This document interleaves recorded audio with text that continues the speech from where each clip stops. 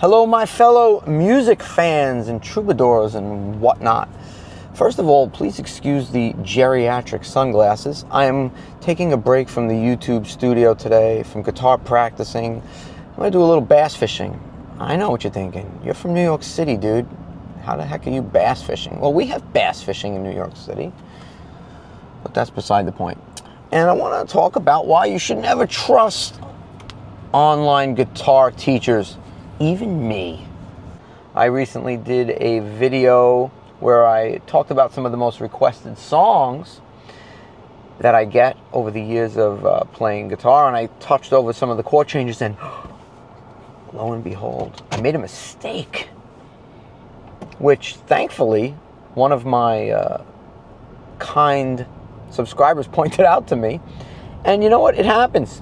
The purpose of my last lesson wasn't really a guitar lesson per se. If it was a lesson on the song, I would have gone back and revisited it from the record. That's the key word. Always refer to the record. And because I didn't, I was just kind of quickly glossing over the songs. Wouldn't you know it? Sweet Caroline, one of the simplest songs. Well, your boy forgot that the A chord during the chorus, which is technically a B chord, but with capo, that's beside the point, actually stays and turns into a 6 chord and doesn't go to the 4 chord right away. I screwed up. So let me get set up on the pond, and we will, I don't know, we'll just talk a little bit about it, what we learned from this, all right? Little vlog style video for my fellow troubadours today. Now, it's not really fishing unless you're wearing a dumb hat, so I think it's safe to say we can check that box off with this hat I am wearing. Let's take a walk down to this pond and find ourselves a nice little spot, and we can talk about this whole dilemma of online guitar teachers and why you can't just trust them. As we make our way to a little fishing spot. Last time I was here, I was talking about ways to keep creativity in your set list. This was about a year ago. My goodness.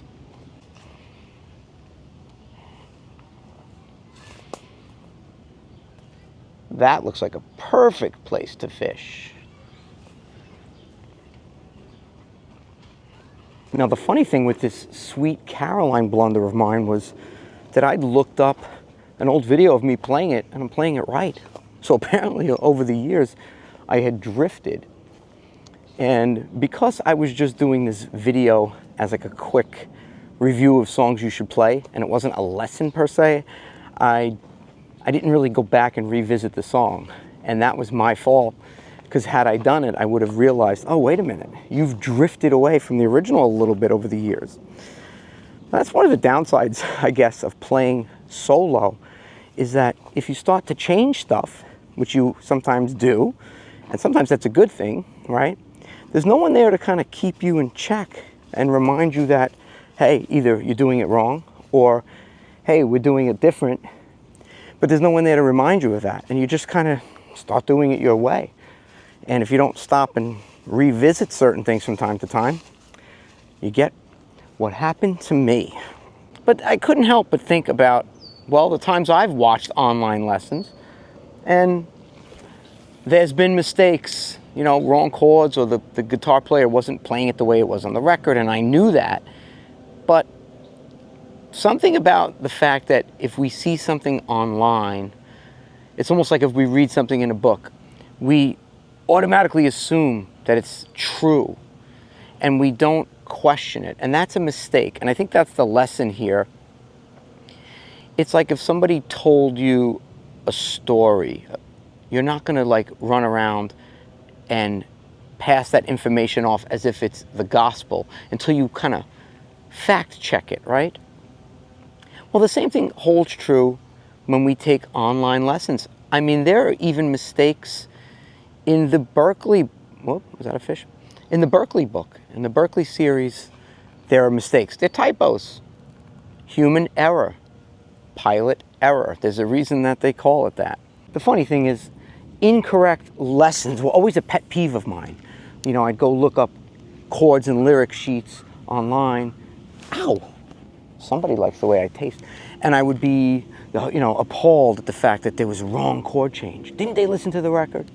Or even recently, I'd, not in a bad way, but I'd pointed out that on Marty's music, and look, Marty's music is great. We've all learned a lot of stuff from Marty's music. He's teaching Blackbird and he's got the wrong chord inversions. It's just not correct. That's that. But what's the lesson here? Well, the lesson here is that you always need to be on your own journey for information. And you should always, even if you learn how to play something online, always go back to the record. I tried to find this quote for you online, but I couldn't. I remember I saw an interview once with the great Joe Pass, the jazz phenomenon, right? And he talks about how in every one of his recordings there's a mistake. And sometimes people will come up to him at a show and show him that they learned his song, and they actually learn it with the mistakes. I found that really, really funny.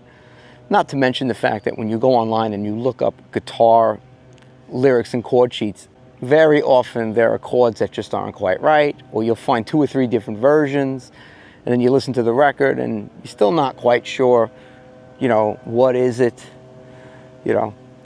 Another funny story is Paul David, the online YouTube guitarist who's fantastic. He's got a huge following.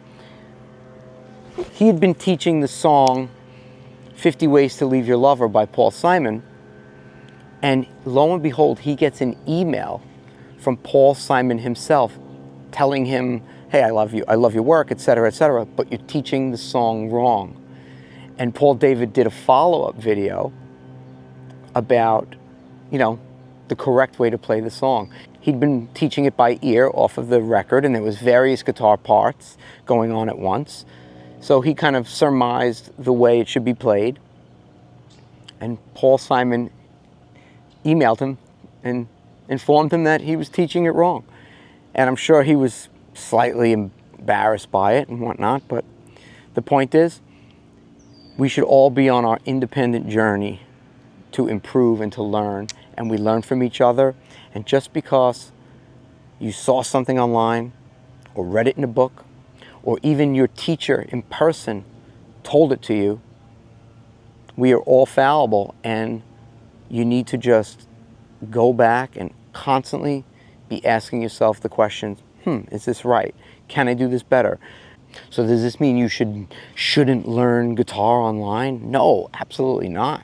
It's actually really, really great that there's so many teachers that you could learn from. You could compare everybody's ways of teaching, everybody's ways of playing it, but then always ultimately go back to the records, go to the live performances of the original artist, go to the live performance of people who've covered the material, and you'll see various ways that it's been done.